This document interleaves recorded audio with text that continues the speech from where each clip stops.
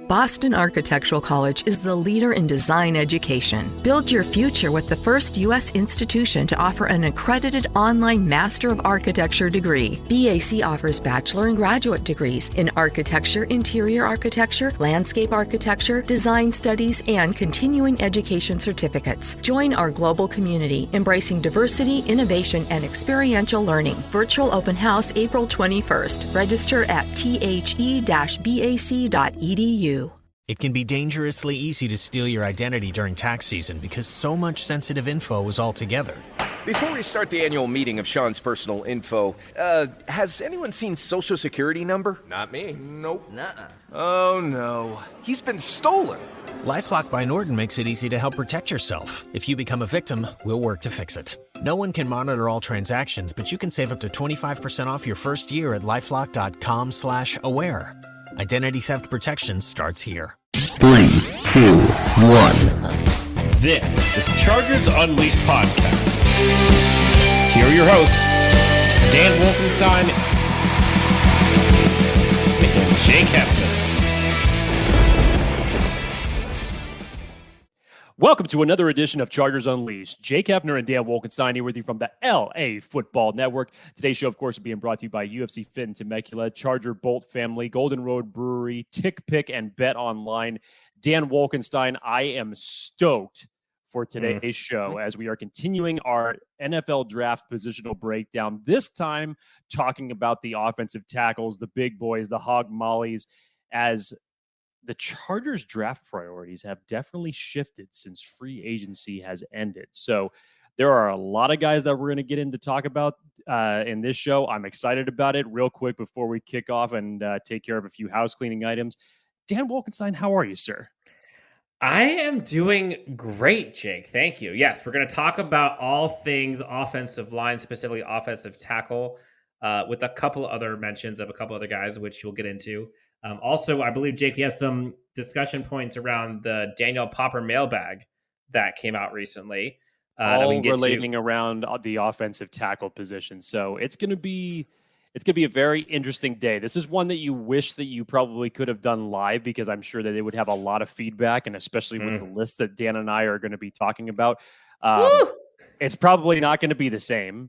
And the way that we have divvied up the offensive tackles between true offensive tackles that we believe that are going to be tackles at the next level, as opposed to the guys that are tackles now coming out of college but are better projected as guards. We'll get into all that. But first, before we start off, I want to make sure that we let you guys know about Bet Online. Bet Online is your number one source for all of your betting needs and sports info and odds. Find all the latest developments, including this week's odds for Major League Baseball season, and we are just in the thick of that. BetOnline is your continued source for all sporting and wagering needs, including live betting and your favorite Vegas casino and poker games. It's super easy to get started, so join today. Make sure you use the promo code BELIEVE when you go on and sign up. Learn why everyone is saying BetOnline is the fastest and easiest way to wager on popular sports and games. BetOnline, where the game starts. Now, Dan Wolfenstein, as I was saying just before I so vehemently went through that ad read. Thank you very much. I could tell you were about to crushed it. That. Crushed it. I was. It doesn't happen that often, which is why Dan was going to give me the kudos. I appreciate it. But we want to preface this before we get into this, because obviously we've got a lot of to talk about with these prospects. There are obviously players that I'm higher on than Dan is, players that Dan is higher on than I am as it relates to our top 10 list. But this is the beauty of this list. This is why these things are fun. Everybody's got their top 10 list, and all of them are, for the most part, going to be different. But we want to mention this because there's going to be some guys that you're not going to hear on this list, but for a specific reason. So I want to mention those now, and we'll talk about them a little bit later after we get through with the top 10. But players like Darian Kennard, Sean Ryan, other players that are projected to be more of the guards in the NFL. We will get to those when we eventually end up talking about the interior offensive linemen when we do our positional breakdowns for that. So if you're in the middle of the show and you're not hearing any of these guys' names and you're saying these guys don't know what the hell it is they're talking about, they're probably right. They're probably right. Yeah, they're probably right. But there was a good reason. So we will get around to talking about them, I promise. Dan, before we get into OT1 and the start of our top 10 list here, Anything that you'd like to preface as far as the time you spent to make this list? Did you have any difficulties?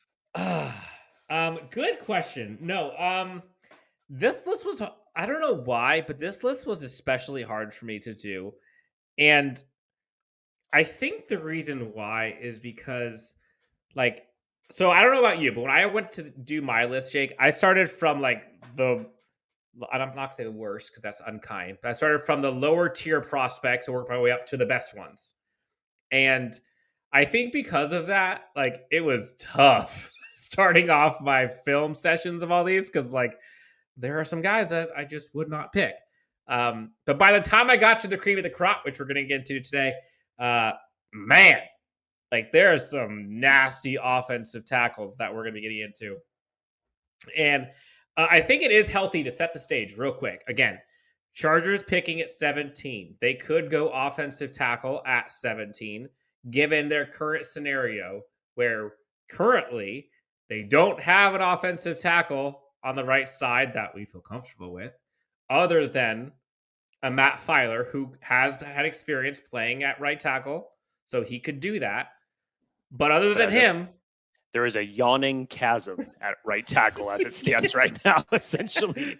Yes, if it's not him, I don't know what we're going to do. So offensive tackle is certainly in play at 17. Also could be in play at 79, although the chances of you hitting on one then is a little bit harder, but still. That's why we're discussing offensive tackle today. And I'm excited to get into it. Jake, OT1, pipe dream that's going to last a whole 5 minutes until we realize we're never going to touch this guy. Please start, Dan, because I want to hear yours. All right. Offensive tackle one for me. And I don't know if this is a hot take, but Ike Ekwonu for me. It's not a hot take. Is offensive tackle one. Kid out of NC State. Even though 50% of the people probably turned off Chargers Unleashed right now after you said Ike Ekwonu, but continue. Wait, why are they turning us off? Are we getting canceled? All the Evan Neal people just went berserk. And oh, yes. Okay. Now, I like Evan. There's nothing against Evan Neal. I'll let Jake take the lead on Evan Neal. But Ike Ekwonu is just an absolute beast. The dude is like a snowplow of a run blocker. I think he is really savvy with the way that he kind of uses defensive line aggression, almost to their detriment and to his advantage. He kind of uses their leverage against them. Always seems like he's looking for a dude to hit. Defenders are always on the ground. He has that like nasty feel that you want to get from your offensive tackle. Excellent seal, I think, with his hands, really smooth, quick feet. Quite a good athlete, too. Powerful, strong hands, punches like crazy, and is just an absolute anchor. Like, I think he, in my opinion, I think he's offensive tackle one, like, handily. And I think we're a little bit, I can't think of the word, but being as though Rashawn Slater is on our team. Like, we've gotten to see excellence at the tackle position in terms of like fundamentals and skill set. And not that Ekwonu doesn't have that, but what he brings is like the intensity and like the just wreak havoc on everyone. So to have like the calm, cool, collective Rashawn Slater and Ekwonu back side to side, like, come on, man. Now, is it going to happen? Not a chance, but we got to talk about it. Yeah, you have to talk about it. If you wanted to make an offensive lineman cocktail, you mix in your fruit, your protein, a scoop of athleticism, 2 scoops of technical prowess, and then mix in like a liter of violence. That's Ike Ekwonu, essentially. The athleticism from this guy is just ridiculous. It was on a display at the Combine. It's 6'4", 310, ran a 4'9", 340, combined with a 29-inch vert and a 9-foot broad jump. Like you said, Dan, he's just a powerhouse in the run game. Had 18 big-time blocks in the run game this season. That's per PFF. 34-inch arms, uses those to his advantage really, really well. Good hand placement with the leverage. He just dominates when it comes to the run game. And he dominates as if he just wrote the book on how to do it. Essentially, he could step in day one into any run blocking scheme and thrive.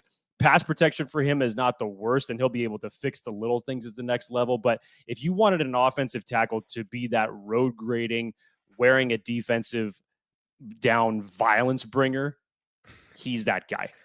Yeah, and again, the thing that we have to our luxury is we already have our all-pro left tackle. So in context, like, we don't need that guy.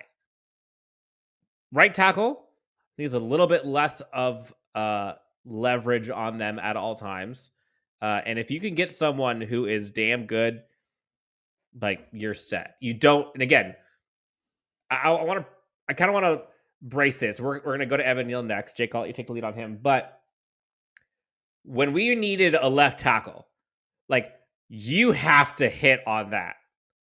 Right tackle, we've seen even last year. I know there are a couple games that cost us. For the most part, you can kind of get away with a makeshift right tackle as long as they're like average. Until you go up against the elite guys, you'll get exposed. So as we go down this list, like, we're going to quickly get through the top probably 2 or 3 and that we're never going to be able to touch. Although maybe number 3, depending on who we're talking about. So don't get discouraged. Just because we're not going to get that top guy like we did last year doesn't mean you're not going to get a stud right tackle. No, and real quick, just because of what you said, it's like there's 2 sides to that coin there when you talk about, can you win with a serviceable right tackle? And the short answer is yes. But Dan, I feel like we've been looking for a serviceable, consistent right tackle since the days of Jeremy Clary. It'd be nice to actually get a good one for a chance. But let's jump into Evan Neal. Dan and I's consensus OT2 here. Neal's athleticism and movement skills just defy the laws of physics. Someone his size should not be able to do what he does. He's got plenty of videos of doing his box jump switch leg thing where he just catches himself in midair. I mean, it's ridiculous athleticism for a dude of his size. He's just a physical freak, and all of this is despite not doing any testing at the NFL Combine and very little drills at Alabama's Pro Day. He's the embodiment of the phrase, go watch the tape. And the tape that you're going to find on him is very, very good. And that's what he's told NFL teams. But he's played. We haven't even mentioned the versatility. We talked about his freak athletic stature, but he played 4 out of the 5 spots during his college career along the offensive line. And that's the type of results that you want to see from a 3-year starter against SEC competition. Played it very, very well. Has only allowed 24 pressures over the past 2 seasons. Uses his length to his advantage on top of his hand placement. He's a technician when it comes to his run blocking and plays with really, really good fundamentals. He doesn't have that consistent power that you'd like to see in all of his reps, and that's why he's a little bit of OT2 for me as opposed to the way that Ike Ekwonu plays. But and he doesn't necessarily play with a nasty streak either, but he's got those athletic and fundamental traits that should translate well at the next level. And of course, that coaches and GMs are going to salivate over. Yeah. You took a lot of the points that I had, so I don't want to repeat a lot of them. The one thing about him, like, he's a great offensive tackle prospect. Played in the SEC, so went against the premier offensive line, or went up against the premier defenses all throughout college and did very well. There are some question marks, though. Like, there are some question marks around, like, what his play weight will be moving forward. Like, if that's a concern, because, like, he lost 15 pounds and also was much faster. But, like, I think there are some people that are wondering, like, is that going to be sustainable? He has some elite tape, but then, like, there's also sometimes you're kind of like, he kind of takes off a play or two. I almost had him as my offensive tackle 3, but I have him as offensive tackle 2 just because I think the tape says enough. But I like Evan Neal, but in my opinion, in terms of like in terms of pure offensive tackle, I think he's a very well-rounded player, but I don't think he has the elite skill sets that I'm looking for as much as Ekwonu, or honestly, maybe the next guy. Like I gave Evan Neal number 2 because I think overall well-rounded, overall full body of work. Like you're not going to miss. Like he's going to be a very good pro. But I don't know if his ceiling is as high as some of these other guys we're going to talk about. Dan, take us into the much revered offensive tackle 3. Okay. Now, I might get some blowback for this. Although, no, never mind. I'm getting blowback for the next pick. I promise you. Number 3 for me, I've got Charles Cross, Mississippi State. Is that who you got as well? That is. Okay. So, Jake, you and I are 3 for 3 so far. I feel like this is where we split after this. Yeah. 6'5", 310. Enjoy it. 6'5", 310. I think some of his best traits are his use of leverage. He's got super quick feet. He's really fast at getting out on the perimeter, which I think about like the Chargers scheme specifically, and think about those like long play action bootleg plays that you see Justin Herbert rolling out. Like Charles Cross, I feel like would be great to have because you see him slide out to the right much quicker, which is what you need than any of these other guys. But with that, he still plays under control. I think his lateral quickness, like I mentioned, was probably the best of this class, in my opinion. Really smart, cerebral player, does really good against some of those counter moves. He seems to actually really enjoy run blocking as well. You see him clear lanes with ease. He's got like grappling hooks for hands sometimes where like as soon as he latches on, Jake, it's just like, it's over. I love his technique. I think he has arguably some of the best like high football acumen and IQ. Like I mentioned earlier with Evan Neal in some of my kind of quorums about it, I think Charles Cross as a pass protector purely is better than Evan Neal. Is he better well-rounded? I don't know. But for what the Chargers need, I think he's a better pass protector. But again, our run game needs some help too. So it's kind of like, they're kind of like 2A, 2B for me. It just depends on what you're looking for. But if your overall thing is like protect Justin Herbert or die, then it might be Charles Cross at 2. This is going to be a bittersweet discussion as it relates to Charles Cross for me, because I'm about to talk about all the things that I love about Charles Cross and the fact that he probably won't even be there at 17 is the bittersweet part. Dan, there are some people that have Charles Cross as their offensive tackle 1. You and I talking about this, obviously we have Icky at our number 1 spot. In terms of the Chargers for their big boards, for the points that you just said, as far as the pass blocking aspects, and if all things are to keep Justin Herbert upright, Charles Cross may be the Chargers' offensive tackle 1, the best suited for what it is that they want to do. Now, he's not the most athletic, he's not the most experienced, but as a 2-year starter, Cross put together some of the most consistent tape as it relates to pass blocking in 2021. Only surrendered 16 pressures on 719 pass blocking attempts. Again, this is by PFF. This was actually a really cool little nugget that I found, Dan. Normally, when you go onto Lance Zierlein's draft profiles that he has for his guys, and normally it's a 1-to-1 ratio for his player comparisons that he gives to everybody. So he gave Charles Cross 2. He gave a physical player standpoint from measurables and then a player comparison. So physical standpoint from the measurables, he compared him to Taylor Moton of the Carolina Panthers. Same, very similar measures there. For his playing comparison, Dan, he compared him to Tristan Wirfs.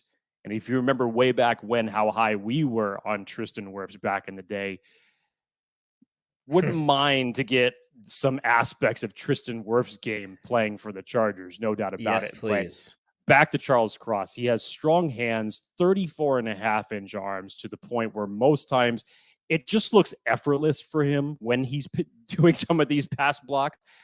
He's dominated against good SEC competition. his body control, his hand placement, his recoverability, even when it initially looks like he's being beat, is very impressive when he is able to bring everything back and re-anchor himself. He doesn't have the quickest footwork, but if he is drafted by the Chargers to be their right tackle, he's going to showcase his pass blocking talents from the very first snap in this offense. And if you got him to bookend Rashawn Slater and protect Justin Herbert for the next decade, this is just an out of this world home run. We had what was it? We had Austin on, and he said that Charles Cross would be the undoubted home run selection for the Chargers if he was to be there. Now, the unfortunate part about it is I just don't see him falling to 17. And Dan, this we always like to laud Vegas whenever they come up with their game lines and what it is that they know from their inside information. But they came out with over-unders this afternoon for certain players. Charles Cross, Dan, take a wild guess on the over-under line that they put for Charles Cross. When he gets picked? When he gets picked, yes. Over or under one pick? I'm going to say 12.5. 7.5. Whoa, jeez. They put the over under at 7.5 for him to get selected. So honestly, again, I would hit the over on that. But it tells you how good he is. I mean, it's weird because we hear these things from Austin last week that he doesn't believe that the league is as high as some other people are on him. So does that cause him to drop?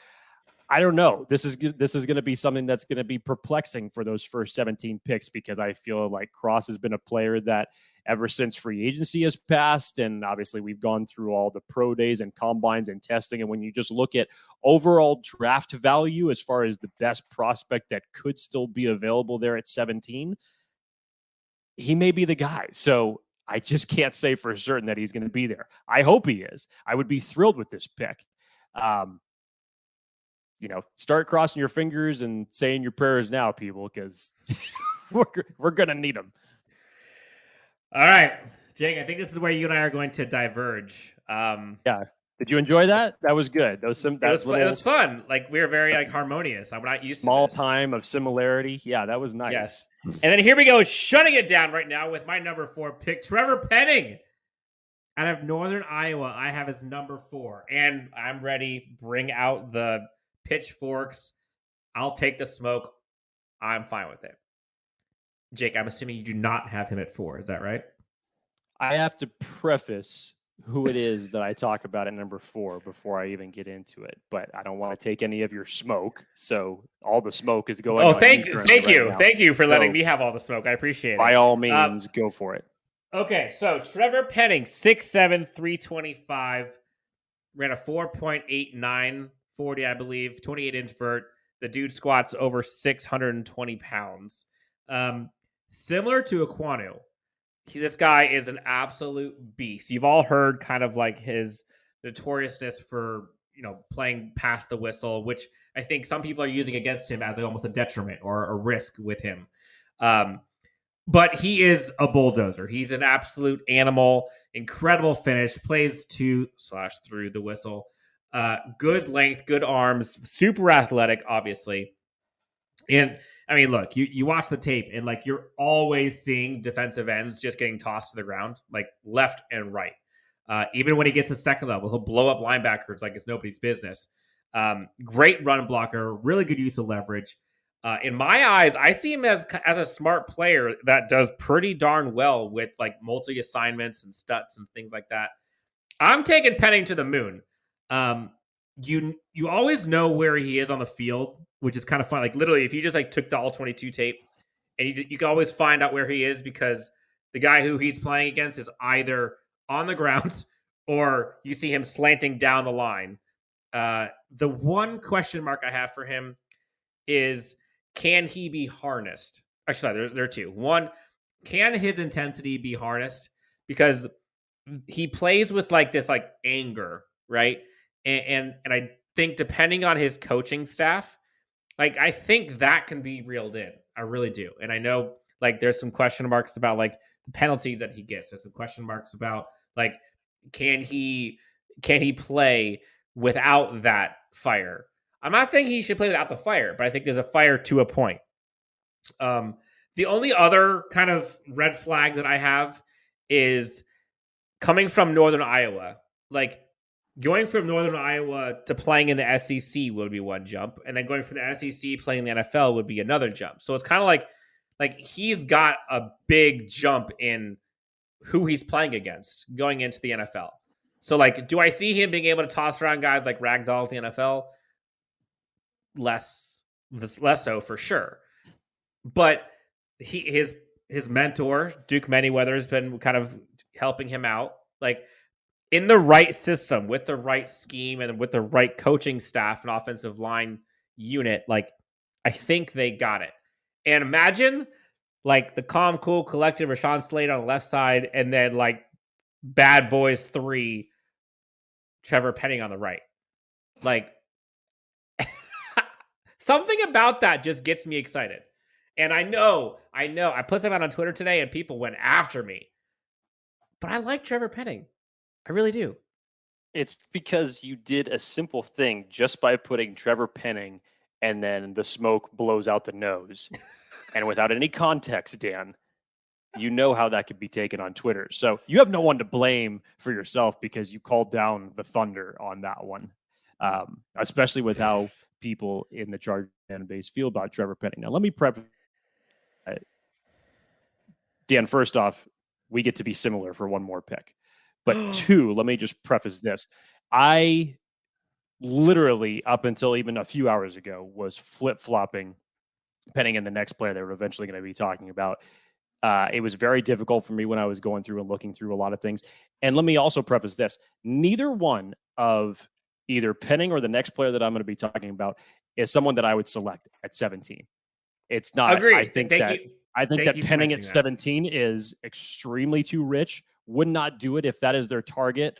I would hope that they would either trade back, go to a higher position. I might even go one of the higher guards at 17 rather than on some people's boards as the fourth offensive tackle on the board. You never know who else is going to be there. But as far as players that are going to be solid for you, to me, Dan, if you traded back from 17, you picked up an extra second round pick. There's part of me still that would even say draft whatever player you want with who you traded back with. Say you go back to 23, 24, somewhere around there, select whatever is the best player there, and then go get another one of these tackles that we're going to talk about here in a minute if you were able to acquire a second round pick. That would be my first choice. But if we're just talking about overall tackle prospects, go ahead. Real quick. Trevor Penning at 17, I wouldn't hate the pick. Like, I would understand the pick. I think it'd be a little bit of a reach. But, like, I could get excited about Trevor Penning at 17. Like, if he gets Chargers at 17, pick Trevor Penning. Like, you'd be like, wow, they kind of reached a little bit. But, like, I would like it. Like, I think his floor is pretty good, but he does have a lot to improve upon. But I think he can. And, like, if he does, like, kid's going to be a freak. I'd be much happier with Trevor Penning. Again, not completely shutting it down, but I'd be much happier with Trevor Penning at 24 than I would with even a thought about taking him at 17. But just so we can get into my thoughts about Trevor Penning, offensive tackle 4, or we should probably use the 3 words that he describes himself as physical, nasty prick. Became a starter in 2019, 6'7", 330, as you said it, Dan. He imposed his size along with his physical style of play, which we saw plenty of at the Senior Bowl. I think that that's really what started getting his notoriety, is when you start seeing him pancake people and almost to the point where it was dangerous, to where he's throwing defenders at the legs of some of the quarterbacks they're playing. So, yeah, he does play. I mean, obviously, he looks pissed off and all the time. And I mean, there is a part of me that thinks how enticing it could be if you put him up against Max Crosby and just 2 angry, pissed off guys battling it out between each other. I could tell you right now, I think still Max Crosby would probably get the better end of that. But even still, just, looking at all these things, and as Dan said, the biggest questions that surround him is he's still not polished enough that you'd want to see from a technical standpoint of an offensive lineman. And these penalties, Dan, over his college career, he's had 30 plus penalties, 16 through 12 alone this past season. And 5 of those 16 were personal foul calls. And that's not, I mean, that's again, just out of those 16, 5 personal foul calls. His positioning, his hand placement, they're going to need, like I said, they're going to need to improve dramatically when he meets NFL level competition. And as you said, can those things be corrected? Yes, but I think it's not so much of, if these were all false start penalties that we were talking about here, Dan, I don't think that he would be knocked this much. I think for the standpoint is, it's not just so much from a coach to come in and teach him strict fundamentals with his hands and his timing. It's now, hey, guy, can you keep your emotions in check? Which is not the easiest thing that coaches can control. And I think really that's going to be the biggest thing, that the biggest hurdle that he has to get over, because he just wants to go out and punch someone in the mouth. Nothing against that old school mentality of an offensive lineman, but more times than not, it's gotten him in trouble. And if he does that in the NFL, it could be costly. Yeah, I've got him at, so just to confirm, I have, be clear, I have him as like late-ish round 1 grade for me, like 20 and beyond. So like 17, like I said, I think he'd be a little bit rich. He'd be a back half the first round pick for me, but I'd take him. Okay, Jake, do we diverge at 5? Who is your 5? OT tackle 5 for me. Central Michigan's own Bernard Raymond. Oh, we are now taking a different path. It's now gone different. Okay. Yep. So I really went back and forth with this, and Bernard Raymond is just such an interesting prospect. And I will say this before I get into what I think about him. I don't see him as a first round prospect. I know he's gotten a lot of hype over the last couple of weeks. And there's been quite a lot of bit of talk about him being a first round pick. And I don't, much like Trevor Penning, not someone that I would definitely select at 17. And I probably wouldn't be selecting him even if I traded back a few picks. But he's got such an interesting background, Dan. Foreign exchange student from Austria, was a wrestler, started playing football as a tight end when he came to the U.S., and then converged over to the offensive as an offensive tackle. And as far as a guy with his size, he's got a lot of plus athleticism for a guy, with his measurables. 30-inch vertical, just under 10 foot in the broad, put up 30 reps of 225. Again, coming from this wrestler background, he's got a lot of power behind him, knows how to move people properly. On top of that, he's got good foot quickness to move against edge rushers. Finishes his blocks, can get to the second level, and only allowed, Dan, 10 pressures on the quarterback in 2021. But given all that, there are still some raw qualities about him that he's going to have to perfect at the next level. Normally, again, with someone that you're going to be spending this high caliber of a pick on, you'd like to see them coming in with a little bit more starting experience. And again, just because he hasn't played this game that long, still has the physical intangibles that you want. And he's going to need some refining, especially with his hands, with his hand work. And one of the biggest things that people don't like about it, and this is where the age police start coming out a little bit, similar to Trevor Penning, is that, Dan, he's 24 years old. 24 years old. That's very old for a player coming in. But take that what you will. Some people hold that in higher standards than others.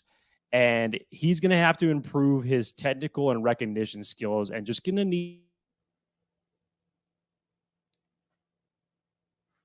next level, because he's going to.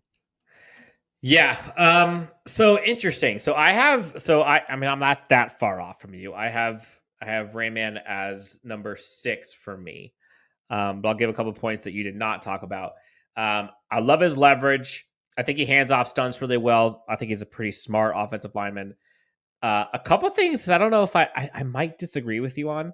I did not think that he had the quickest feet. And I think you see that when quick he feet for a guy his size. Doesn't have the quickest feet. Sure. But compared to the guys ahead of him, or at least, well, compared to most of the guys ahead of him, he can get beat by speed off the edge.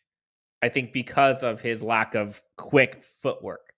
And in terms of like frame, like he's a bit on the, I don't want to say thin because he's not thin, but like for an offensive tackle, like he's on the fitter side. Mm-hmm. He's not the greatest run blocking tackle. And I think he could use a little bit more technique. Again, I'm kind of nitpicking here, but overall, I like him. I do not have a round 1 grade. I've got like a mid-day 2 grade for him, which I don't know if that's a hot take, but I like the traits, but like I don't know if I would be okay with him being my pick in the first round.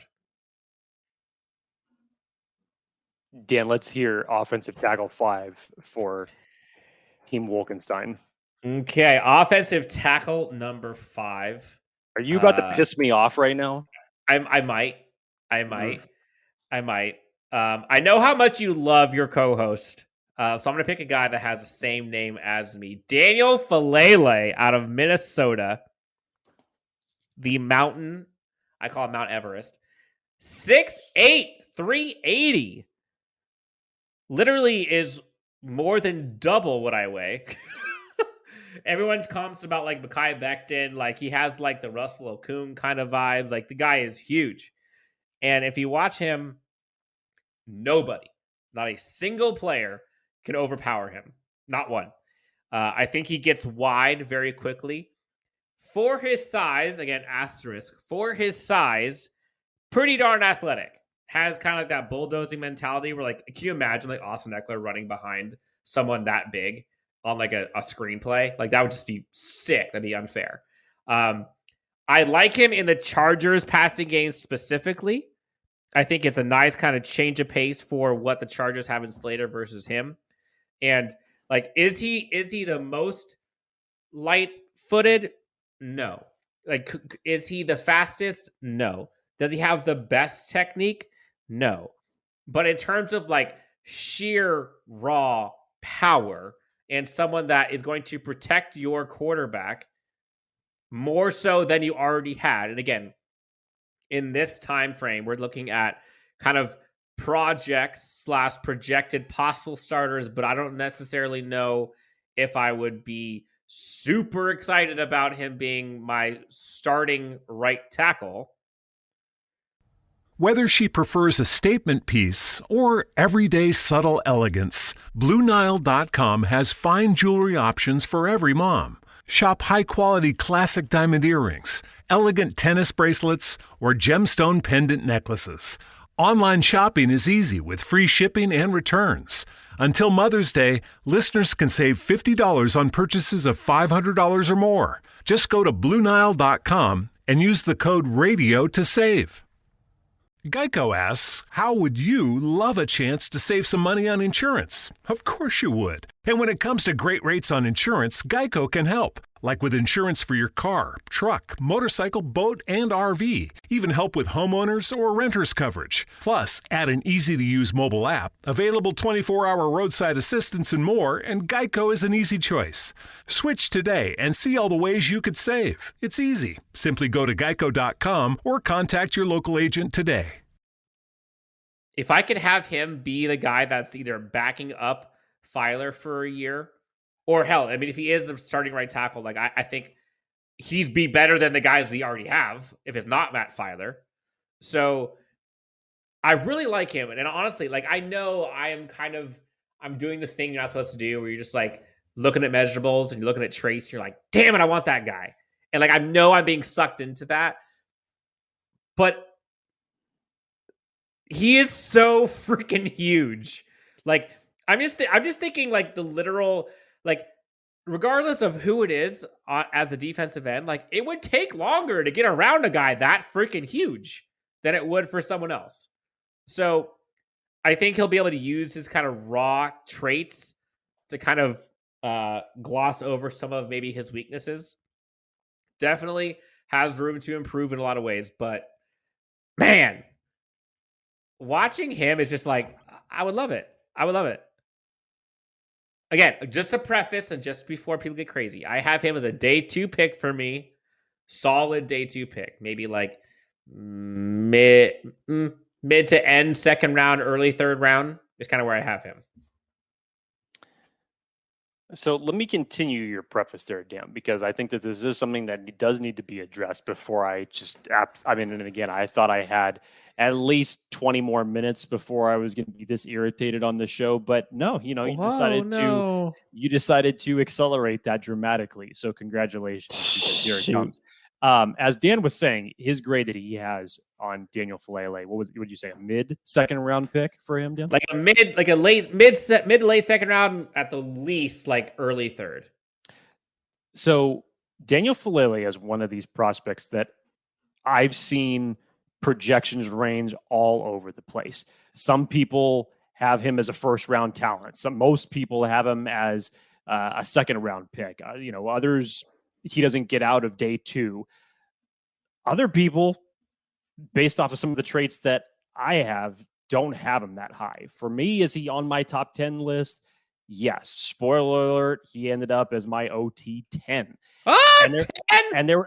And there was a point where I didn't even have him on my list. And I'll tell you why, Dan. I will tell you why right now. Dan, if we were looking at the aspects of what we saw from Storm Norton last year, and if we're going all the way back, as far as what the problems have been at the right tackle position for a long time with the Chargers, and especially now when you look at how competitive the AFC West is going to be.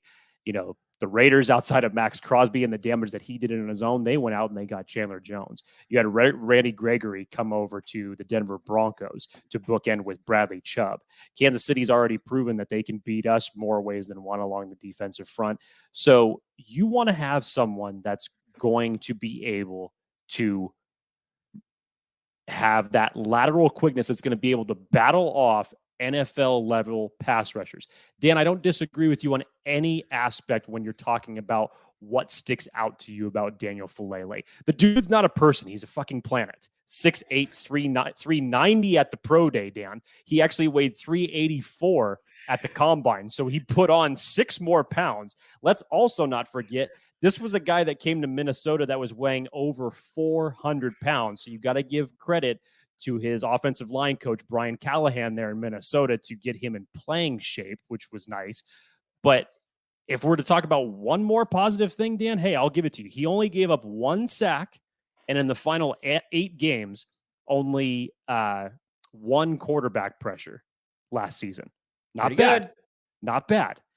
Now, here's where I have the problem with him. Now, maybe this is just my preference for what I look for in offensive linemen as opposed to yours. Not that either one is better than the other, but I just like my guys to have that aspect of good blend of their athletic abilities and their technical prowess and their high football IQ. Not to say that, obviously, from a physical standpoint, Daniel Falele checks that box 3 times over. There's no question about that. But the technical aspects and the rest of the physical measurements that you want, Dan, this is where a little bit of the red flag comes up for me. Dan didn't test at the combine, but here was his pro day numbers: a 7'9" broad jump, ran a 5.6 40, and his 3-cone was over 8 seconds. Okay, Jake. Arguably, hang on. Wait. What do you think your broad jump could be? Bro, first off, my broad jump, it isn't going to be anything. Okay? It's not going to be anything because I don't have the lower body strength. But I like how you decided to take a cheap shot at me just to break me off of my. How about your 40? How about your 40? Man, dude, mine's going to be a 4.7. Maybe I could beat Rich Eisen. Maybe that would be it, dude. I don't run. I got a bum knee. Let's go, Jake Hefner. Okay. I got a bum knee and a weak back, dude. I can't run the way I used to, okay? I'm not putting any high expectations on myself. But 4.7's good. Going back to it again, 7'9" in the broad, 5'6" 40, Dan, his 3-cone drill was over 8 seconds. Now, if there's two measurables that you always look at it when it comes to offensive tackle, everybody wants to know what the important drills are. Obviously, you're not really looking at the overall 40, but you are looking at the 10-yard split. And then when you want to measure someone's quick lateral ability on how they're going to be able to handle edge rushers, that 3-cone drill becomes very prominent. And for his being over the 8-second mark, that's not ideal. So here's my biggest issue is that, yes, the man's a planet, wins with power, but I think he relies too much on that. And there was even times at the Senior Bowl where people were able to figure him out, cut in on inside moves. You have any of these other guys that are coming in and staying low. Any edge rusher in the NFL that just comes up and they stand up straight very early against him, I'll give it to you. Falele will get the advantage there. But any of these guys that stay low, that have a good bend to them, or they're going to come in with some good hand movement and get on inside, he's going to find that he's going to have a tough time with that. So given that standpoint, because to me, he's just a little bit more of a developmental prospect at the next level. I definitely, as you said, not someone who I would want to see starting at my right tackle spot next year. But with the rest of the guys that we're going to talk about, I would much rather have them with a combination of their technical abilities and their physical attributes, even though you could see Daniel Falele from the Hubble telescope, essentially. Yes, and I will look, just saying, a guy that is that huge, like, he could go a little slower for lateral quickness because, like, he's that big. Like, a big man moving, I think, gives you a little bit of a break, but I digress. All right, so Jake, you talked about my number 5 was Falele. Your number 5, I believe, was Raymond, right? Yes. All right, number 6, who do you got? Number 6 is actually one of my favorite prospects in this draft. And I'm not going to lie, at one point he was OT5. And it was very tough for me to actually drop him down to where he was. But OT5 for me. Oh, I'm sorry, OT6. Sorry. Where were we? I totally just got off of what I was talking about. Thank you for the brain fart there. OT6, excuse me, is what we're on. If I can find out where I'm at here. Wow, this is talking about going through a spreadsheet and dead time on the air. We're live, folks. We're live. There it is. I got it. Sorry about that. Okay. Tulsa's Tyler Smith. Smith is another player. To me, here's my best way to describe him.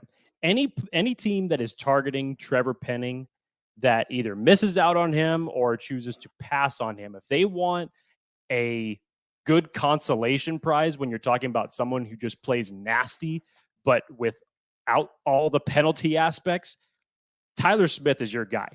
And he brings that nasty demeanor to the field, and arguably has the most upside of anybody in this offensive tackle class. I absolutely love what I see from Tyler Smith. And Dan, even at 21 years old, he just turned 21 years old this month. He's extremely young coming into the NFL. And he already has so many pass blocking snaps under his belt. It's insane for what he's been able to do in his college career in such a short period of time. Some people project him inside as a guard because he doesn't have the longest arms, but it's still good size at 6'6", 320. Again, we talked about the nasty streak. He's got violent hands coupled with good footwork. And Dan, we were just talking a few minutes ago about Ike Ekwomu's big time blocks. Ike had 18 this year. Only one player surpassed him in big-time blocks this year, and it was Tyler Smith with 21. 21 big-time blocks allowed, and only 7 pressures in 2021. Not too bad. And again, for a kid that just turned 21 years old this month, again, he's not the most seasoned. Some people would like to see a hell of a lot more experience. If Tyler Smith was, was a starter in 2019 instead of 2020, I'm sure he would have been a lot higher on people's boards right now. But there was buzz a couple of weeks about him, Dan, possibly being a late first-round pick. Now, I don't see that. Possibly other teams do. And he's not the most polished prospect. Again, very, very young.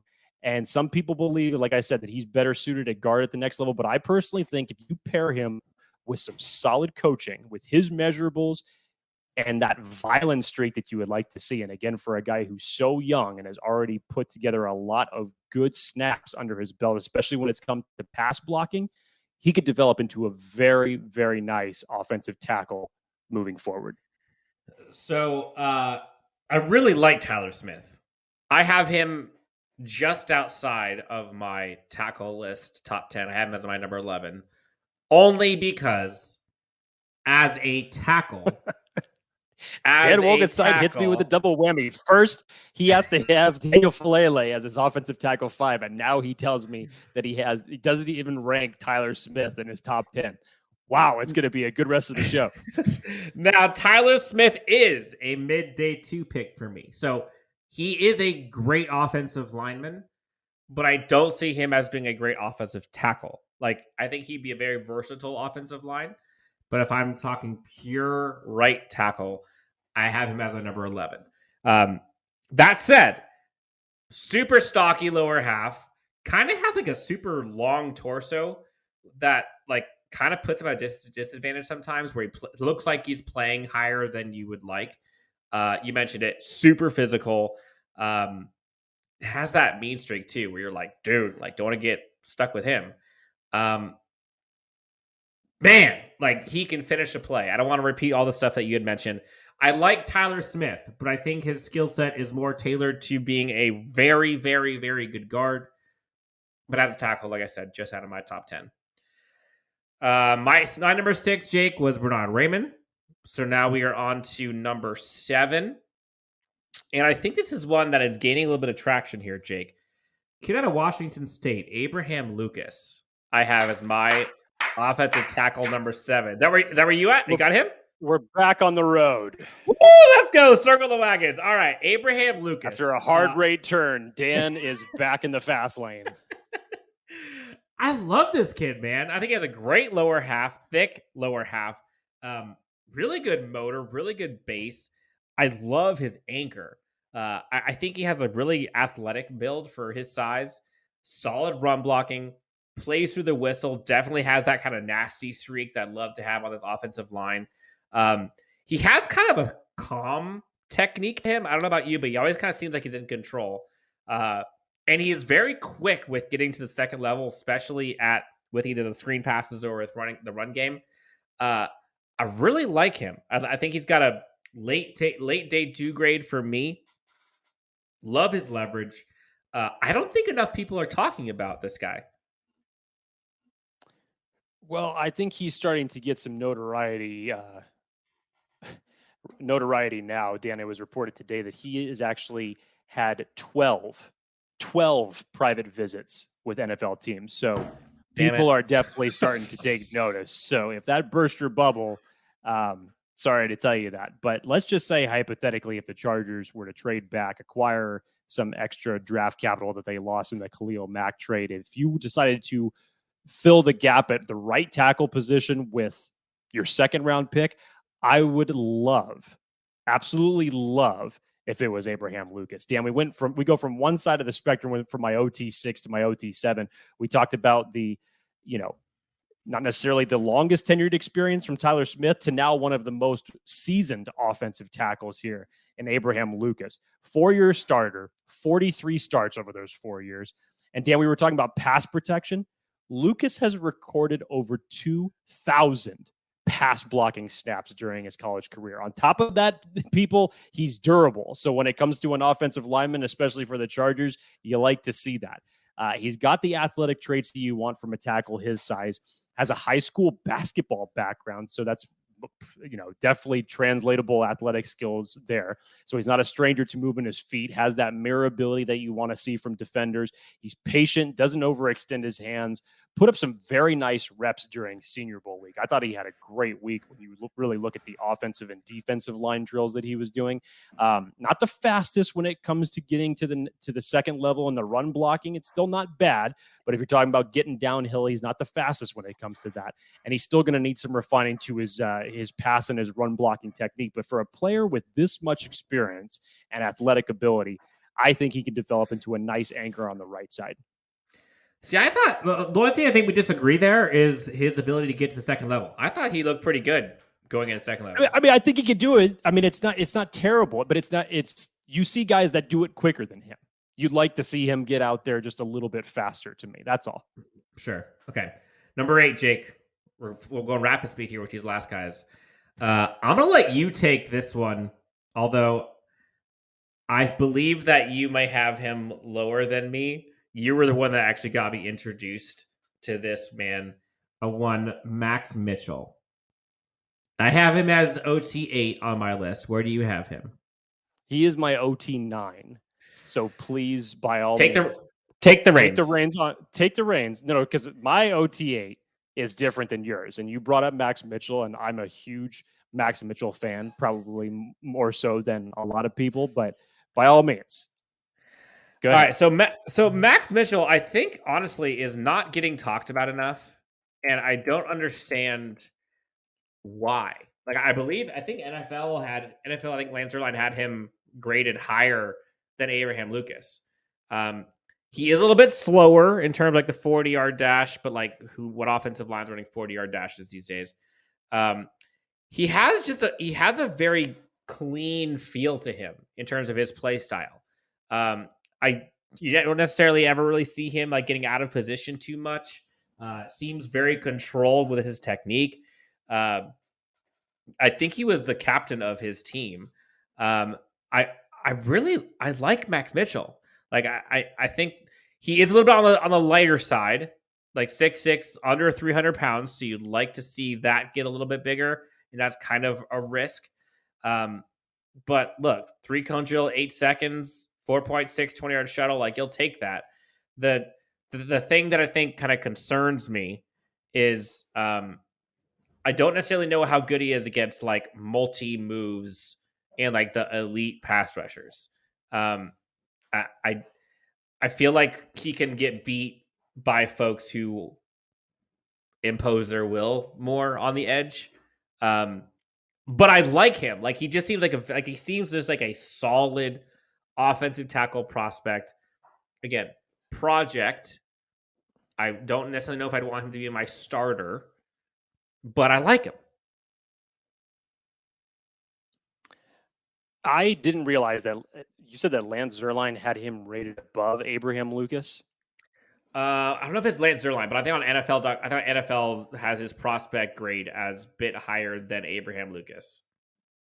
Interesting. Okay. I have not seen that. For me, I've always been a fan. Real quick, 6.2 for Max Mitchell, and Abraham Lucas was 6.15. So they're close. Okay.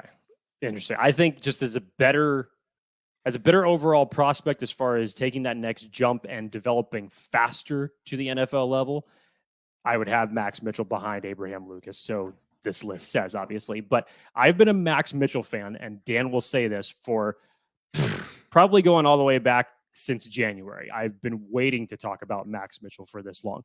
And I just love the natural traits about him. Statistically, I think that kind of flies under the radar, Dan, as you had mentioned, is that if you go back and you really dig into what he did in 2021, he was one of the best run blocking right tackles in the country, and was not bad when it came to pass blocking either. Only gave up 13 pressures over 430 pass blocking attempts. And he's just kind of one of these guys that's flown under the radar. And part of that, yes, is because he didn't test that well outside of what he ran in the 40. His 3-cone drill wasn't ideal for what you want to see. So that doesn't tell you as far as the lateral movement is going to translate that well at the next level. Also, he's not coming from a college that played, top end elite talent, but still came from a good coaching staff down there in Louisiana that, does pretty well with offensive linemen. They know what they want their guys to do. But Max Mitchell, as you said, Dan, he was a leader for that team.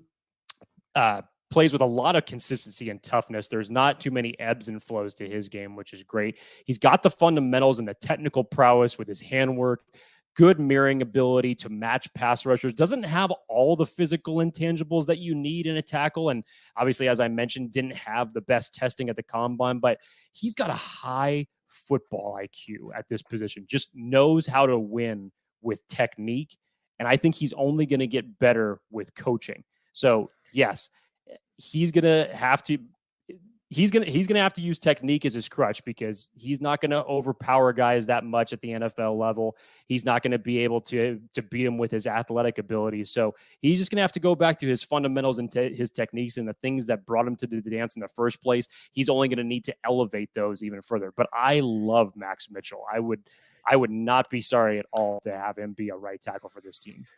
No, and again, as we close this out, we're going through. We're at our offensive tackles, 9 and 10 now, and like the goal. If you think about this, where I think for Max Mitchell, I have him as a day 2 guy, late day 2.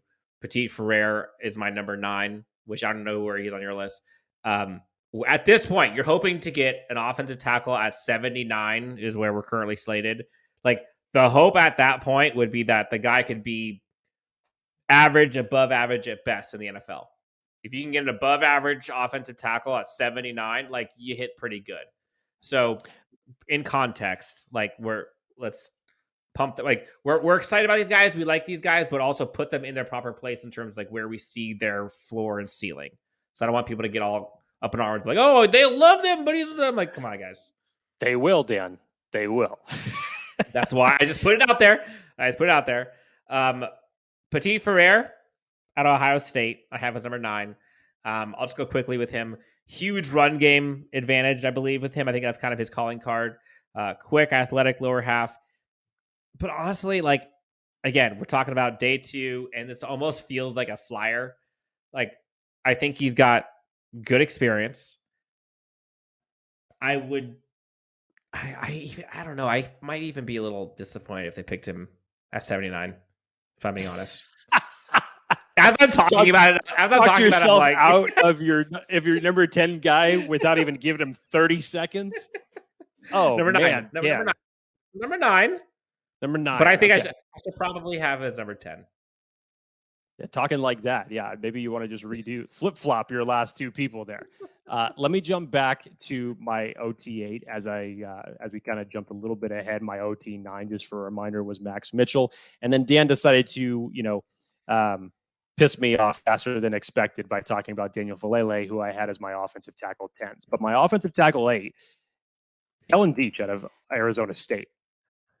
This is another guy who fills these athletic traits that you'd want to see. 6'7", a bit undersized from someone who's coming in at this height, only 300 pounds, but still ran a 4.89 in the 40. Dan, it was a 1.7 10-yard split, and get this, a 4.43 in the short shuttle. He had a very nice jump in production between 2020 and 2021.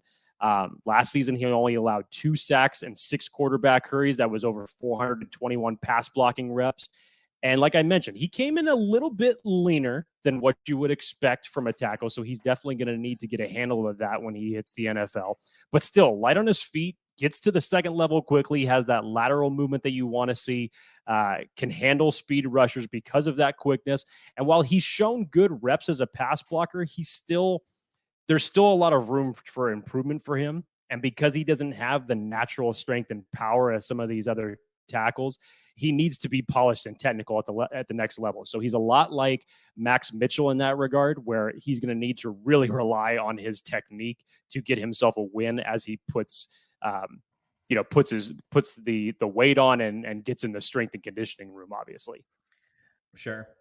No, I agree. I like him, obviously. So number 10 might be no, sorry. I'm just gonna leave it there. Okay, so number 9 talked about Nicholas Petit Ferrer. You already have your number 10. My number 10 is this might be a cheat. I don't know. I put Darian Kennard in as my offensive tackle 10. I know people have him as a guard at the next level, but on like kind of sheer talent alone, Some I don't people have him as a tackle. Right? Yeah. So I think he could be either one. And as a tackle, I have him as my tackle 10. Super physical, brings a presence to the offensive line. You see him driving edge defenders to the ground all the time. Smothers speed rushers with ease. Clears running lanes, finishes blocking. Kind of has that like bull in a china shop mentality. Again, he could be a guard, but like I've got a feeling he's going to be like a mid day 2 pick just because of kind of like the possible versatility that he brings. So real quick, that wraps up our top 10. Jake, before we kind of switch gears here, let's go through real quick, just a couple sentences on some of these guys. Who are some of your like honorable mentions that, again, we're past day one, day two, we're past day one and day two, maybe late day two, but day three flyers who you think might be warranting some closer eyes as a flyer? Man, first off, I'm glad you brought up Darian Kennard because as we prefaced before our list started going off, depending on how it is that you look at him and how, depending on how the coaches are looking at him, some of these guys could be tackles, some of them could be guards at next level. I personally thought Darian Kennard is going to translate best to a guard at the next level. But honestly, if he was a tackle, I probably would have him in my around that 7-8 range because I love what I saw from Darian Kennard at Kentucky. Absolutely loved it. Nicholas Petit-Frere was just outside my top 10 here. Same from Sean Ryan, another guy from UCLA. A lot of people like him, and I could see why, but I just see him more as a guard at the next level. Dan, how about Braxton Jones out of Southern Utah? Give a little small school love there. Like what I see from him on tape. Another one of these athletic tackles that I hope is going to be able to translate well to the next level. So, yeah, those are some of my guys that I had just outside of it. Still, this ended up being a little bit more of a difficult list when you got outside the top three on how you started ranking these guys. Totally. All right, I won't double up on some of the guys you talked about, so I'll try to go some of the other guys. Jamari Salyer, I believe. Dude, University of Georgia, versatile lineman, played tackle, guard, and center. I feel like teams are going to love him. 6'3", 320, quick feet, compact, big frame, but he doesn't have the longest arms, which I think might hurt him, which I think is why people probably see him as possibly going inside. But again, I think he's good both versus the run and the pass. Jamari Salyer, I like a lot. A couple other guys. Myron Cunningham out of Arkansas. Love him. The guy's huge, long arms, thick, lengthy frame. I mean, if you talk about a team that averaged over, I want to say like 240 yards a game, this guy allowed on running plays. This guy allowed only 3 sacks in over 380 passing plays and committed just 4 penalties in almost 900 snaps. Again, developmental, day 3 guy, but averaged 227 yards per game to lead all Power 5 schools in the run game. Can get beat outside, but I like Myron Cunningham. A couple other ones real quick. Dan Rosenthal out of LSU/Kentucky, went to both schools. Like him a lot. You tell he has that nastiness. And then you already talked about Tyler Smith, who I liked as well, but had him just outside my top 10. So that'll put a bow. Yeah, we don't need to go into it more and reopen that wound that you violently just plunged into my heart about 30 minutes ago. But that'll put a bow on our prospect rankings of our offensive tackles. And again, being this close to the draft, who knows what the hell is going to happen. So 2 things I want to get in here before we close out this show today, Dan, because I think that they're pertinent here in this situation. So number one, given where the Chargers have their draft selections right now, obviously they don't have a second round pick with them trading that away for Khalil Mack. And so if they are going to indeed be filling this gap at the right tackle position, do you think it's first round or bust because of the lack of draft capital? Or do you think that they would be realistically say to themselves, you know what, we got to fill this gap regardless. So even if we don't go offensive tackle in the first round, let's pull the trigger in the third. Do I think it's going to be offensive tackle or bust? I think if it's not offensive tackle, I'm not saying offensive line. I'm saying offensive tackle. Offensive tackle. If they choose to it. address the offensive tackle, is it first round or bust? Yes. In my eyes, yes, because I don't think any offensive tackle you're getting in round 3 is going to be better than Matt Filer. Period. Good. And a good transition there. And I think the same thing. If it's not Charles Cross, because we already know that we're not getting Ike Ekwonu or Evan Neal, Charles Cross would be the last prospect as far as offensive tackles go in the first round. I would then transition to. I could be swayed depending, but we've already discussed that. But good on you for bringing up Matt Filer, because I want to talk about two aspects here that Daniel Popper has actually brought up this week. If you guys listen to the NFL Stock Exchange, first off, you should, because it's a great show. But they actually brought on Daniel Popper this week as part of their guest host on their mock draft series. And the way that the mock draft fell to the point when they brought on Popper to pick for the Chargers at 17, 4 tackles had already gone off the board. Kwame was gone, Neal was gone, Cross was gone, and Penning was gone. So Popper did say before he ultimately ended up making his selection that he definitely thought that he could see the Chargers going for any one of those 4 players at 17. I know that doesn't make a lot of us feel good right now, especially who we know was the number 4 tackle in that sort of situation. But the other aspect of this is talking about the offensive line. Daniel Popper also took a question from his Chargers mailbag. And it was a question in regards to Ode Ibushi. What are they going to do at right tackle? So what he did happen to say is that good news for the Chargers, at least at this point, is that Ode firmly remains in their plans in order to hopefully bring him back, and is a high priority for them to hopefully bring them back. He said he doesn't foresee a signing of him before the draft ends up happening. So until everything kind of ends up rounding itself out, he could see them bringing Ode after the draft. And this could also be after the Chargers address not offensive tackle, but offensive guard, and doing a double whammy. So let's just say, for an example, if we're talking 17 and a Zion Johnson at number 17, on top of signing Ode Ibushi. And then, like Dan said, the plan that has been documented well by Daniel Popper is that you could move him from left guard to right tackle because he has experience there. And as Dan just mentioned, none of the guys that you'd be taking in the 3rd round would excel the play of Matt Filer at this point. So Dan, just put your thinking cap on there in a second. And of course, we'll dive into this when we get into our interior offensive line.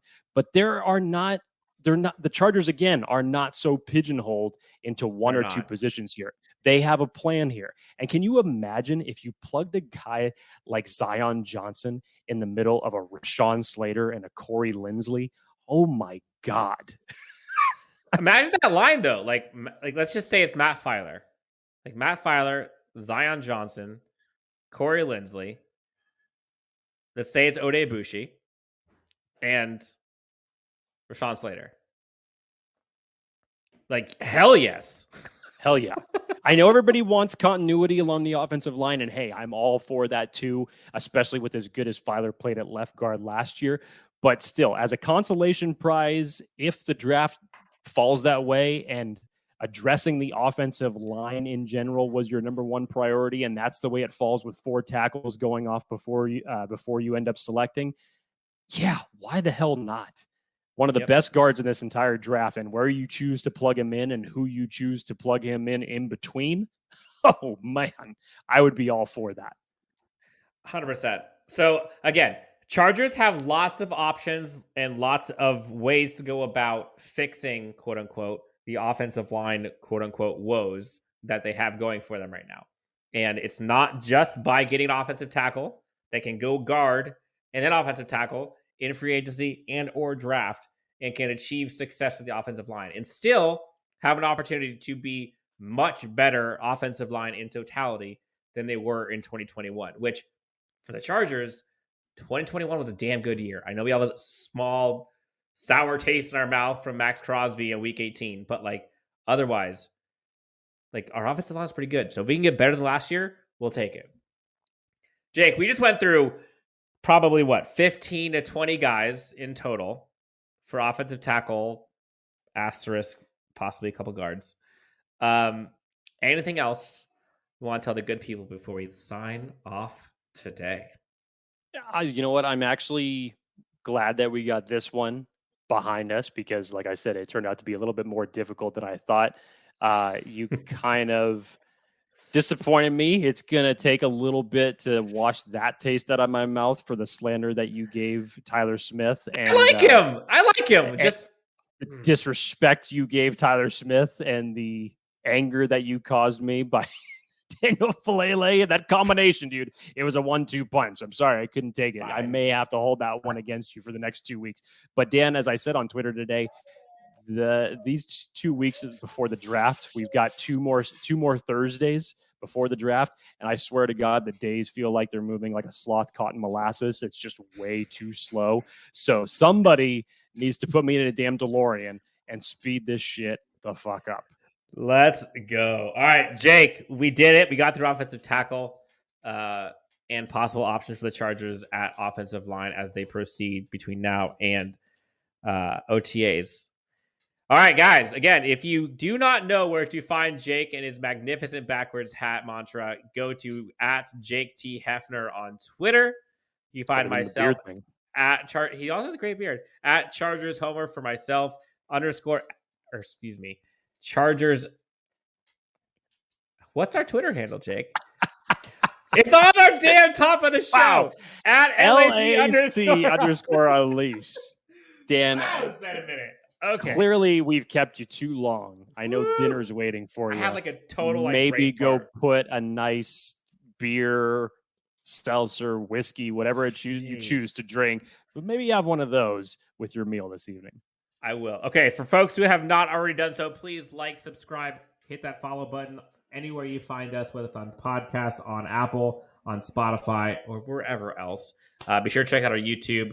And we will talk to you next time on Chargers Unleashed.